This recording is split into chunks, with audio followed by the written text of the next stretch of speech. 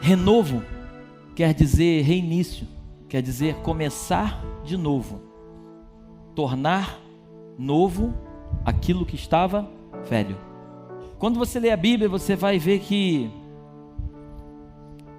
Paulo, em Romanos capítulo 12, ele diz que nós devemos renovar a nossa mente. Eu quero colocar aqui na tela do Salmo 51, do 1 ao 10. Você vai ver no versículo 10 que diz assim, que é o tema do nosso ano: cria em mim, ó Deus, um coração puro e renova em mim um espírito inabalável. E aí eu comecei a entrar um pouco mais na história de Davi. E nós vamos junto, através das escrituras, entender algumas coisas. Mas Davi, quando a Bíblia diz que no começo do ano os reis saíam para guerrear, amém? E Davi, ao invés de sair para a guerra, você conhece a história, Davi fica no palácio. O seu exército vai lutar contra os amonitas, ele fica no palácio. Aí de repente ele acorda, o texto diz que à tarde o rei acordou. E quando o rei acordou à tarde, não tinha nada para fazer, imagino eu, ele foi caminhar pelo palácio, pelo terraço do palácio. Aí ele olha para aquela mulher linda chamada Batseba. A história nos conta que ele fica encantado com aquela mulher, manda perguntar quem é. Disseram para ele que era mulher de Urias, um dos seus homens de guerra. Ele não respeita, ele manda trazer aquela mulher, ele se deita com ela, e de repente, depois de um tempo, vem a notícia dizendo que ela estava grávida. A palavra continua nos dizendo que Davi, por ter percebido a loucura que ele fez, ele manda um mensageiro até a batalha, ele manda chamar Urias. Urias vem até o palácio. O texto diz que Davi começa a perguntar como é que estava a guerra. Davi manda Urias ir para a sua casa para que ele pudesse se deitar com a sua mulher, porque na verdade Davi queria que Urias assumisse o filho que era dele. Mas a Bíblia nos conta que Urias, ele, por entender que a arca estava na batalha, o exército estava na batalha, o seu senhor Joabe estava na batalha com os seus homens, ele não poderia ir para a sua casa se deitar com a sua mulher enquanto aqueles homens estavam guerreando. O texto diz que Urias, ele dorme na porta do palácio. Davi, sem saber, vê a notícia para Davi que ele não voltou para casa. Davi, sem saber, chama ele novamente. O texto diz que Davi começa a embebedar Urias. Urias fica embriagado. Davi fala para Urias mais uma vez ir para sua casa, mas Urias resolve não ir. No final, a história você já conhece. Davi pega a própria sentença de morte de Urias, escreve numa carta para que Joabe coloque Urias à frente da batalha e recue o seu exército para que Urias possa morrer. Urias leva a sua sentença de morte nas mãos. Ele foi incapaz de tanta fidelidade ao rei, ele foi incapaz de abrir a sentença de morte. Ele vai até Joabe, ele entrega para Joabe e diz o seguinte: aqui, Joabe, o rei mandou te entregar. Mal sabia ele que era a sua sentença. O texto diz que Urias morre na batalha. Passado algum tempo, e aqui que eu quero entrar na mensagem, Davi, ele pecou, ele adulterou, ele cometeu um homicídio, tudo por causa de um desejo. Repete comigo: desejo. São os desejos que nos fazem cair. São os desejos que permitem que a nossa conexão com Deus venha a ser cortada. Mas o texto continua dizendo que, passado algum tempo, 2 Samuel 11 conta toda essa história. 2 Samuel 12 diz que Deus manda um homem se encontrar com Davi. E esse homem chama-se Natã, um profeta de Deus. Natã se encontra com Davi e ele diz: Davi, você sabia que existia um camarada que tinha muitas ovelhas, mas tinha um que só tinha umazinha, ele dormia com ela e cuidava dela, ela era tudo para ele. E esse camarada resolveu sacrificar essa ovelhinha desse que só tinha uma. A Bíblia diz que Davi, ele fica furioso. E ele diz na hora, ele fala assim: esse cara precisa morrer. O profeta enfia a mão na cara dele e diz: esse cara é você. Naquele momento, a ficha de Davi cai. E aí eu quero entrar com você em Salmo 51, versículo 1. Compadece-te de mim, ó Deus, segundo a tua benignidade e segundo a multidão das tuas misericórdias. Apaga as minhas transgressões. Lava-me completamente da minha iniquidade e purifica-me do meu pecado. Pois eu conheço as minhas transgressões e o meu pecado está sempre diante de mim. Pequei contra ti somente, e fiz o que é mal perante os teus olhos, de maneira que serás tido por justo no teu falar e puro no teu julgar. Eu nasci na iniquidade, e em pecado me concebeu a minha mãe. Eis que te comprases na verdade, no íntimo e no recôndito me fazes conhecer a sabedoria. Purifica-me com hisopo e ficarei limpo. Lava-me e ficarei mais alvo que a neve. Faze-me ouvir júbilo e alegria, para que exultem os ossos que esmagaste. Esconde o rosto dos meus pecados e apaga todas as minhas iniquidades.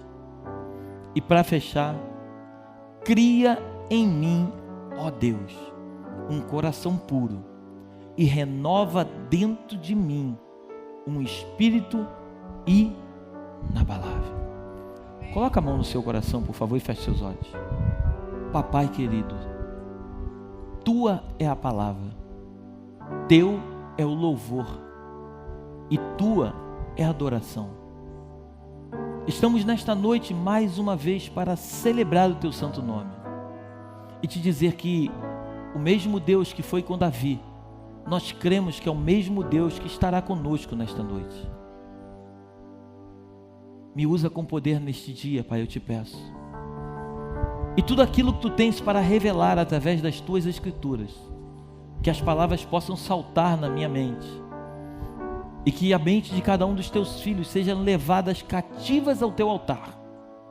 Eu repreendo todo espírito de distração no meio da tua igreja. Eu dou uma ordem debaixo da autoridade do nome de Jesus, que somente o Senhor poderá ser manifesto no nosso meio. Eu te agradeço, te louvo e te digo que tu és e sempre será o único Deus deste lugar, em nome de Jesus. Amém. Dê um aplauso bem forte.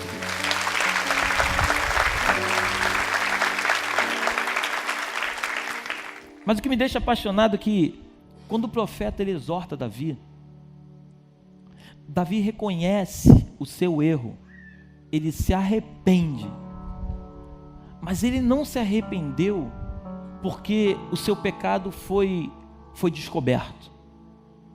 Davi não se arrepende porque descobriram o que ele fez. Davi não se arrepende porque a luz chegou e trouxe aquilo que estava oculto à tona. Mas Davi se arrepende porque ele percebeu que ele entristeceu o coração de Deus. Presta muita atenção nisso em nome de Jesus.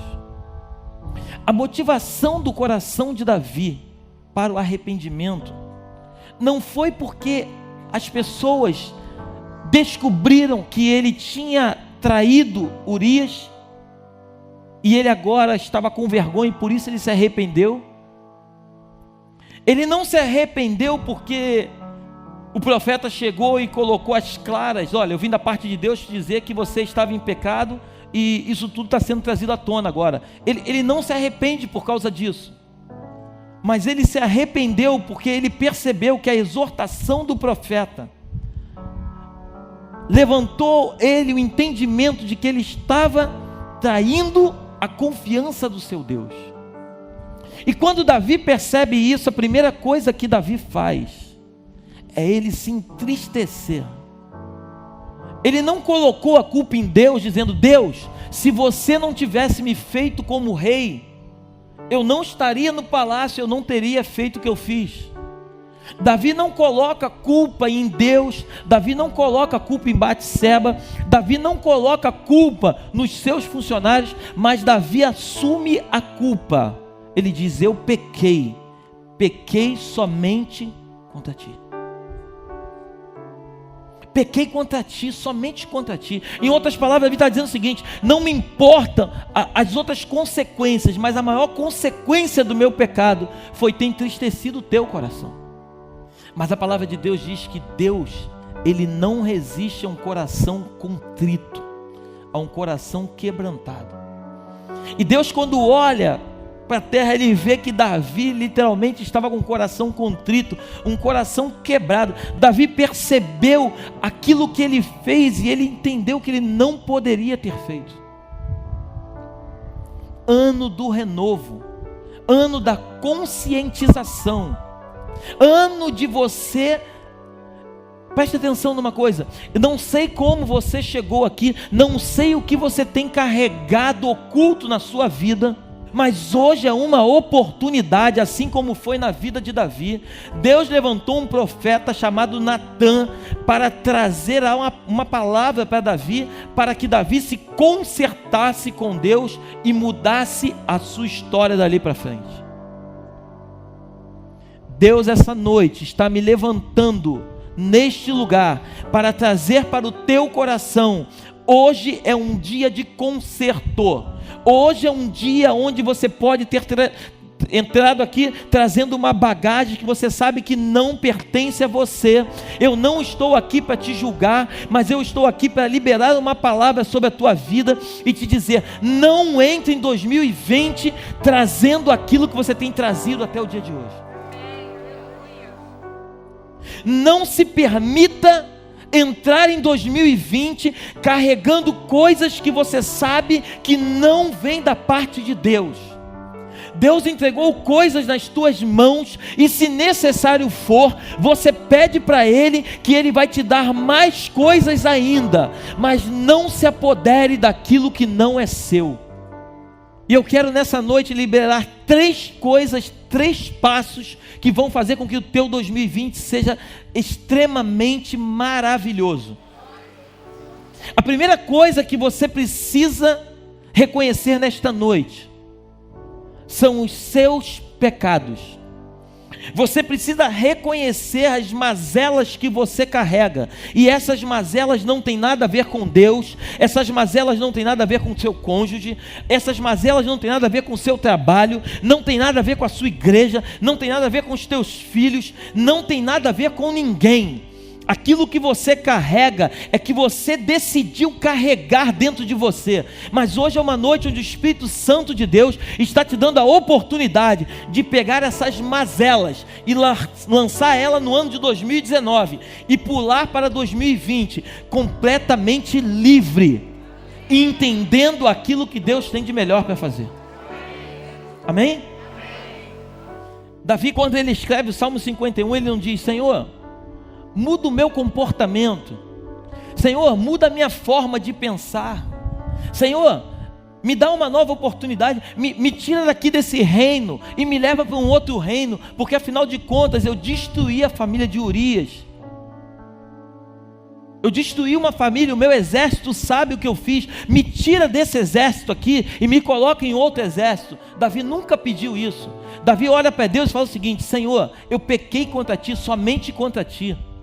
Deixa eu te pedir uma coisa, meu Deus: cria em mim cria em mim um coração puro, cria em mim um espírito inabalável, renova dentro de mim um espírito inabalável, me dá um coração puro, um coração que não pense como eu tenho pensado até o dia de hoje. Me dá um coração, porque a palavra de Deus diz que aonde está o teu tesouro, aí está o teu coração. Me dá um coração puro, Deus, me dá um coração ensinável, me dá um coração em que não seja um coração de um homem terreno, mas que seja um coração de um homem que tem conexão completa contigo.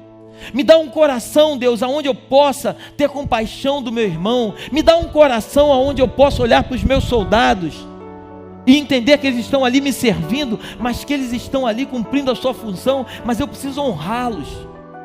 Me dá um coração puro, Deus, para que eu possa ver a viúva e ter compaixão dela. Me dá um coração puro, Deus, para que eu possa ser o homem segundo o teu coração. A palavra de Deus diz que todo aquele que confessa os seus pecados é digno de misericórdia. O segundo passo: esteja aberto para a mudança. Toda mudança, ela tem que ter sacrifício. Você agia de uma forma, mas se você quiser mudar, você vai ter que agir de uma forma diferente. Pastor, isso não é fácil, mas eu nunca disse para você que seria fácil. Jesus, quando ele se apresenta, ele diz o seguinte: eu sou a porta, mas a porta é estreita. As coisas aqui não são fáceis, são difíceis. Ser crente é para homem de verdade. Homem de verdade não é aquele que tem 10 mulheres lá fora. Homem de verdade é aquele que tem uma só e faz dessa mulher a mulher mais feliz da história. O papo aqui é estreito, meu filho. Se você realmente quer andar comigo, você precisa estar aberto à mudança. Você precisa abrir o teu coração e permitir que a mudança chegue até você. Mas para que essa mudança chegue, vão ter momentos em que você vai querer ir, mas você vai ter que se lembrar: Senhor, cria em mim um coração puro e renova dentro de mim um espírito inabalável. Crie o hábito. Nesse ano de 2020, crie o hábito. Porque todos nós somos produto do meio, amém ou não? Todos nós, sem exceção. Se qualquer pessoa que sair daqui hoje começar a andar num ambiente promíscuo, vai se tornar uma pessoa promíscua. Qualquer um de nós. O ambiente aonde você vive vai determinar quem você é. A não ser que a tua conexão com Deus seja bem estreita e que você ande nesse ambiente, mas permaneça conectado nele. A palavra de Deus diz que as más conversações corrompem os bons costumes. Então, se você realmente precisa de uma mudança, se você sabe que precisa, essa mudança, ela vai determinar aonde você vai chegar. O raio teu de atuação vai determinar de acordo com o teu nível de busca com Deus. Quanto mais você busca, maior é o teu raio de alcance. Você só vai alcançar lugares grandes e altos se você tiver uma conexão cada vez mais intensa com o teu Pai. Quem é muito bom de justificativa é péssimo de arrependimento. Toda pessoa que se justifica muito, quando alguém vem falar contigo e você sempre tem uma justificativa para dizer o porquê daquelas coisas, é péssimo de arrependimento. Quando Natan chegou para Davi, Davi poderia ter dito: não, mas espera aí, afinal de contas eu sou rei, eu tive vontade e eu só fiz o que deveria ser feito. Não, Davi na hora entendeu que Natan era o próprio Senhor ali falando com ele. Toda pessoa que é boa de justificativa é péssima de arrependimento. A palavra de Deus diz que na multidão de conselhos há, fala mais alto, há sabedoria. Quanto mais conselhos você recebe de pessoas que estão da parte de Deus, mais sabedoria você tem. Todas as vezes que você ouve conselhos que não vêm da parte de Deus, pode ter certeza que a queda está chegando na sua vida. É questão de tempo. Efésios capítulo 4, versículo 22 diz assim: no sentido de que, quanto ao trato passado, vos despojeis do velho homem, que se corrompe segundo as concupiscências do engano. E vos renoveis no espírito do vosso entendimento, e vos revestais do novo homem, criado segundo Deus, em justiça e retidão procedentes da verdade. Que eu e você possamos nos revestir do novo homem.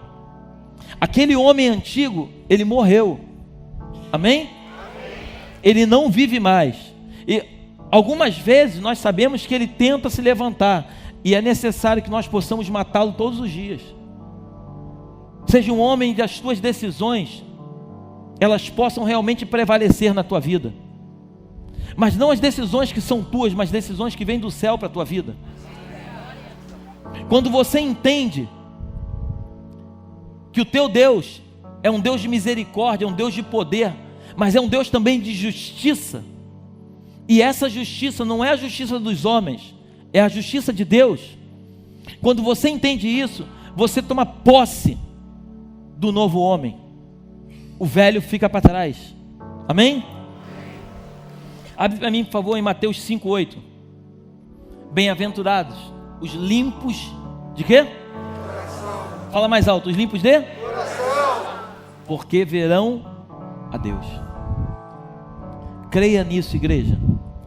Deus não olha os teus talentos, Deus não olha a sua conta bancária, Deus não olha o que você faz pelos outros. Amém? A Bíblia fala que a fé sem obras, ela é morta. Amém? Mas de nada adianta fazer obras e não ter fé. Você precisa ter fé e fazer as obras, mas não são as obras que determinam para Deus quem você é. O que determina para Deus quem você é quando você é puro de coração. Por isso, quando Deus lá de cima, ele vê Davi cometendo o pecado que ele cometeu, a loucura que ele fez, mesmo assim Davi continuou sendo um homem segundo o coração de Deus, porque o coração de Davi, ele era puro. Cria em mim, Deus, um coração puro. A maior preocupação de Davi não era decepcionar os homens. Davi nunca se preocupou das pessoas ficarem sabendo do seu pecado, mas Davi sempre se preocupou em ter entristecido o coração do Pai. Hoje, quando você vê aí, as pessoas estão muito mais preocupadas de esconder dos irmãos da igreja do que propriamente pedir misericórdia e perdão a Deus e se redimir com Ele. Seja verdadeiro com o Pai. Nas tuas orações, dobra o teu joelho e fala: Pai, Tu sabes quem eu sou. Eu não preciso dizer para você quem eu sou, mas eu não quero mais continuar sendo quem eu sou. Eu quero ser quem Tu queres que eu seja. Renova em mim um espírito inabalável. E um espírito inabalável, deixa eu te dizer uma coisa, um espírito inabalável não é um espírito que se move através de sentimentos. Amém? Eu estou sentindo. A Bíblia nunca nos falou que nós éramos para sentir. A Bíblia nos ensina que nós devemos crer. Um espírito inabalável, ele é movido por fé. Fé é a certeza daquilo que você não vê e a convicção de fatos que você espera. Se você tem fé, nada nessa terra muda quem você é. Se você é um homem de fé, posicionado com coração limpo e de fé, nada nem ninguém vai transformar você. Problemas você vai passar, com certeza você vai passar, mas eu digo para você, em nome de Jesus, você vai passar por todos eles glorificando o nome do Senhor, e lá do outro lado chegando na tua vitória. Sabe por quê? Porque Deus sempre é com aqueles que têm um coração puro e uma fé inabalável. Sempre. Quando Deus chama Abraão e fala assim: Abraão, sai da tua terra e vai para uma terra que eu vou te mostrar. Mas qual é a terra, Senhor? Não importa qual é a terra, sai e caminha. Mas Senhor, vai andando só, porque no meio do caminho eu vou fazer você ser perfeito. Você é um homem torto, a tua família é idólatra, adora outros deuses, mas eu, Abraão, eu vi o teu coração, porque eu não fico preso àquilo que você adora, eu fico preso àquilo que você carrega dentro de você. E Abraão, por causa do teu coração, caminha somente e deixa que eu faça a obra. O problema é que nós queremos caminhar e nós queremos fazer a obra. Deixa eu te dizer uma coisa em nome de Jesus. Simplesmente nesse ano de 2020, não pare para ficar se perguntando o porquê das coisas. Não pergunte o porquê. O dia que você cair, porque é fato que você vai cair, é fato que você vai errar, porque você é um ser humano como eu e como qualquer outra pessoa aqui. Mas o fato de você cair não pode impossibilitar que o teu Deus, um Deus de glória, um Deus de poder, deixe de agir dentro de você. Então todas as vezes que você cair, deixa eu te dar um conselho nesta noite em nome de Jesus. Eu hoje encontrei o P10 e o Luan no shopping. Eu estava conversando com ele e falei assim: meu filho, sabe o que nós como igreja temos que aprender? É abraçar aquele que cai. Quando um irmão cai, a gente tem que levantar ele. Quantas vezes ele cair, nós temos que levantar e continuar fazendo com que ele caminhe. Porque quantas vezes eles caírem, quantas vezes nós vamos levantar. Sabe por quê? Porque Deus não olha as nossas quedas, Ele olha o nosso levante. Deus não se preocupa que você caiu. É lógico que Ele não quer que você caia, porque a palavra de Deus diz que aquele que é nova criatura, aquele que se converteu de verdade, aquele que é nascido de Deus, não vive na prática do pecado, amém?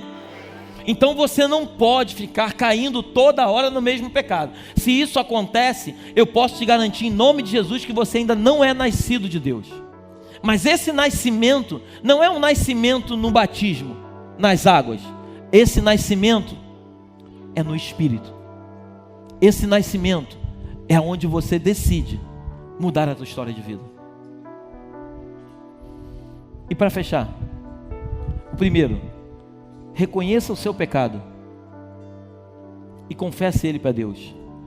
Segundo, esteja aberto às mudanças que são necessárias na sua vida. E terceiro, não permita de forma nenhuma,